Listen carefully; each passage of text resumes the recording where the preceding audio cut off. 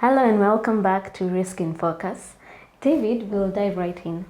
I heard you mention about ISO 22301.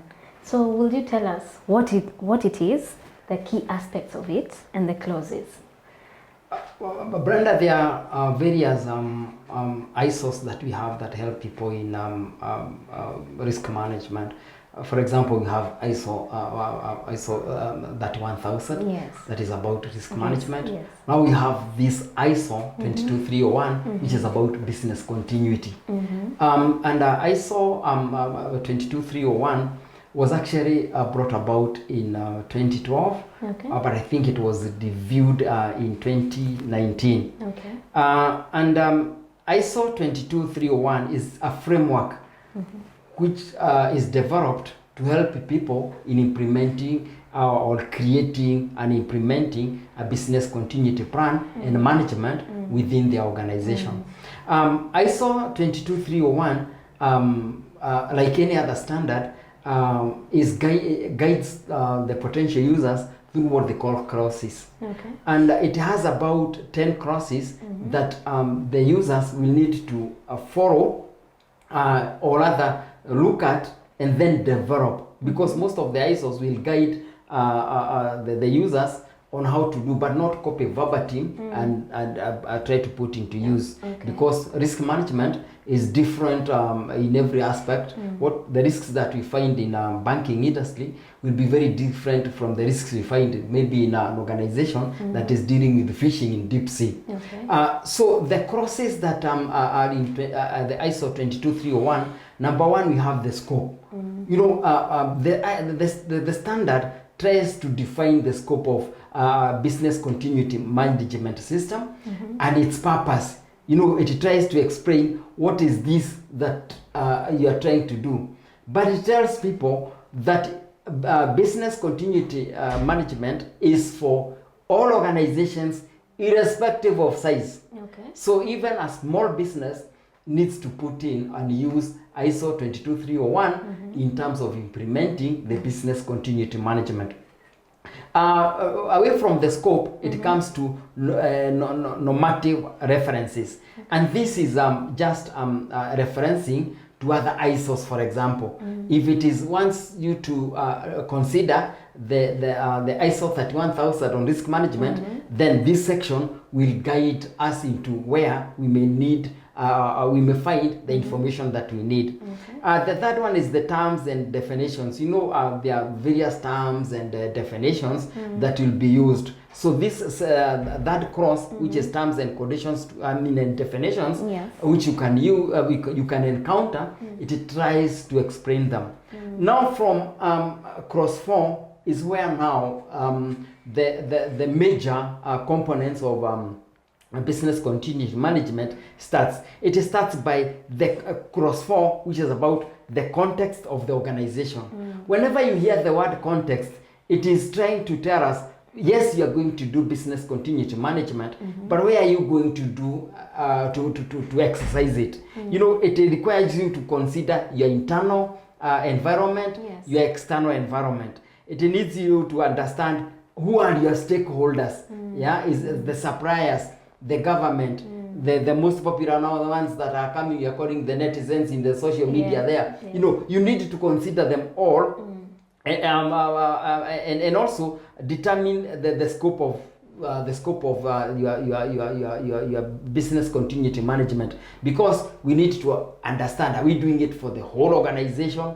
Are we doing it to selected sections of the organization? Yes. You know, Yes. all that now will give you the environment in which you are going to practice the business continuity management. Is it internal? Is it external? Are you dealing with internal resources, stakeholders? Are you dealing with the external stakeholders? All that will be contained in the context of the organization. Then clause 5 comes in because business continuity management cannot continue without leadership. Okay. We need leadership, the tone at the top. Yeah, they are the people who are even going to guide in having the business continuity policy. Yeah, organization responsibilities and roles, you know, they'll be created by management and they delegate them down. You see, so leadership in business continuity management is well recognized in the ISO 22301. The other one, of course, is planning. Anything goes back to planning. If something is future, it goes back to planning. For example, we are here, Brenda. Are you planning to go home? You know, the planning has to be there. Yes. If something is future. Yes. If I see you getting into your vehicle and maybe going the other direction, then I'll tell you, Brenda, you didn't plan well. Yes. You know, Yes. or you are staying here and maybe you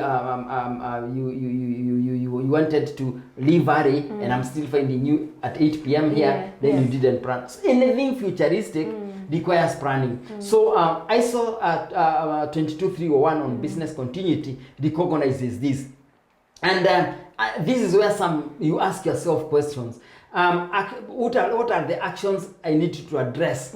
Yeah. What is the business continuity objective? You know, what is my business continuity strategy?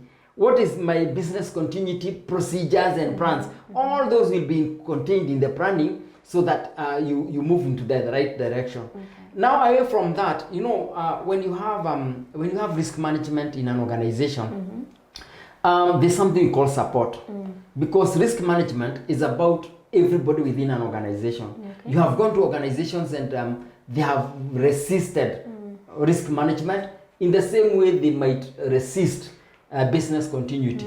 So Cross 7 is about support. Okay. And what support are we talking about? For example, you talk about support in resources, support in having the competent people within the organization, support in terms of communication channels, support in information that we need. You know, all that will be contained in the support cross within the ISO 22301. And the other one will be the operation. Okay. Now we are saying we have done our context, we have done our leadership, we have done our planning, we have done our support. We need to action it. This is where operation comes in. And these are the plans to which we need to put in place on how are we going to execute it. How are we going to ensure that the strategy we created can work. So it's about operation. How are we going to operate it? That is cross 8, and it was one of the major crosses that were revised from the ISO 22301 2012 to this one for 2019. And I think maybe they had seen that most people create very good documents, they have support, but when it comes to implementation, maybe it had some gaps, if I may say so. Yes. The other one will be performance and evaluation. This is when we're asking ourselves, if it happens, will it work? I mean, like for example, we are monitoring it, we are reviewing it. Yes. You know, every time that we have something we want to do, and it will be reused into the future, we don't stay in 2025 and then still think that it is going to work in 2029. Yes. We need mechanisms to which we can be testing that if that disruptive event comes in 2029, we'll be able to respond to it. Yes. Maybe technological wise, the technology that was there in 1990, we never used to have, for example, hacking everywhere. Yes. We never used to have people with mobile phones. You know, when you're dealing now disruptions that can happen now, we never used to have netizens as we have them now in the social media. So the kind of business continuity that we are having in 1990 will be very different from one that we are having in 2025. So we need to ensure that there is monitoring in their review. And also, business continuity, the word continuity is saying that it is being done today, tomorrow. So there has to be continuous improvement. We have to be ensuring that it is within and it is growing together with the technological changes that are happening, the social changes that are happening, the political changes that are happening. Our business continuity is able to continue. So there is continued improvement so that it is effective in a way. So and we do this by asking ourselves, is it conforming? Is it conforming to what we needed?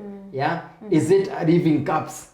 You know, do we need, even if it is conforming, do we need to improve it? Yes. All those will be contained in the performance evaluation clause. So ISO 22301 will have now the scope, the normative reference in clause 2, terms and definitions. We'll have the context, we'll have readership, we'll have planning, we'll have support, Yes. operation, measurement, you know, performance. All that will be contained in that standard, and it's very effective when it is used and applied effectively. Okay, thank you so much, David.